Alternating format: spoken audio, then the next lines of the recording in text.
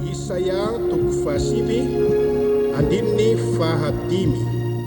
Fa zaza niteraka ho antsika, zazalahy no omena antsika, ary ny fanapahana dia ho antsorony, ary ny anarany atao hoe mahagaga mpanolotsaina, Andriamanitra mahery, rainy mandrakizay andriana ny fiadanana.